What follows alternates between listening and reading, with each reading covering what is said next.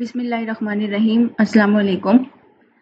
Welcome to our YouTube channel Nectar Vision at B in the course of Probability and Statistics.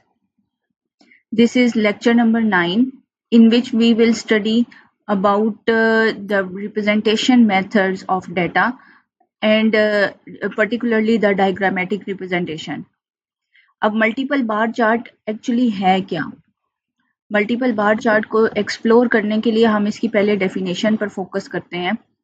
A multiple bar chart shows the relationship between different values of data. Each data value is represented by a column in a graph. In a multiple bar graph, multiple data points for each category of data are shown with the addition of column.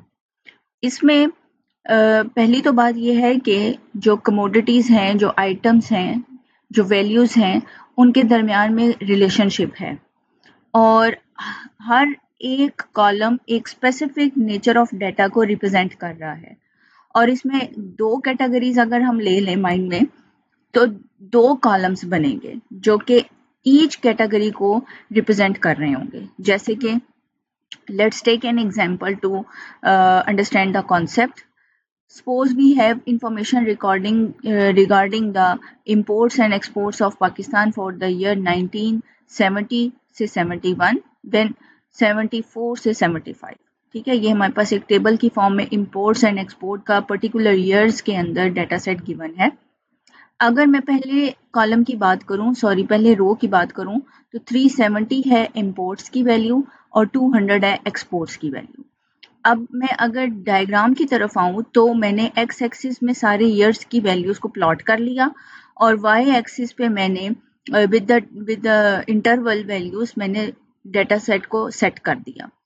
अब मेरे पास ये जो red वाले सारे bars हैं ये imports को explain कर रहे हैं जबकि ब्लू एक्सपोर्ट्स के लिए हैं और मेरे पास 370 पहले वैल्यू थी. ठीक है, तो 370 की वैल्यू अप्रॉक्सीमेटली यहाँ फॉल कर रही है तो इसकी लेंथ जो है वो इक्वल टू 370 है और 200 मेरे पास थी इंपोर्ट्स की वैल्यू. तो 200 वाला जो बिल्कुल उसके साथ ज्वाइन हुआ है कॉलम वो एक्चुअली 200 की लेंथ का होगा. This is how we can draw the multiple bar diagram. Hope you understand.